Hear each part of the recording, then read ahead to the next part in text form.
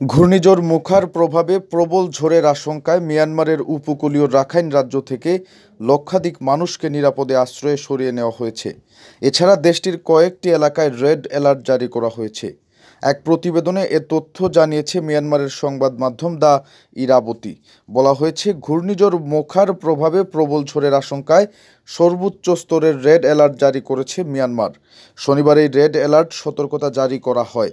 ঘূর্ণিঝড়টি গত এক দশকেরও বেশি সময়ের মধ্যে দক্ষিণ পূর্ব এশিয়ার এই দেশটিতে আঘাত হানা সবচেয়ে শক্তিশালী ঘূর্ণিঝড় হতে যাচ্ছে বলেও পূর্বাভাস দিয়েছে দেশটির আবহাওয়া সংশ্লিষ্টরা।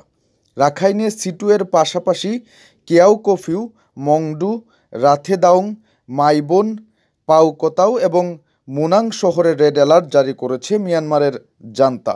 এছাড়া এই শহর ও এলাকাগুলোতে একই সতর্কতা জারি করেছে দেশটির ক্ষমতাসীন জান্তা বিরোধী বেসামরিক জাতীয় ঐক্য সরকার।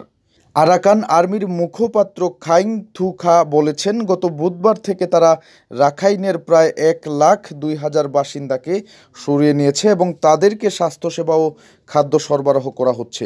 আরাকান আর্মির ক্ষমতার সীমাবদ্ধতার কথা উল্লেখ করে ঝড়ের পর দুর্গত মানুষদের জন্য সহায়তা প্রদান করতে আন্তর্জাতিক সংস্থাগুলোর প্রতি আহ্বান জানান তিনি।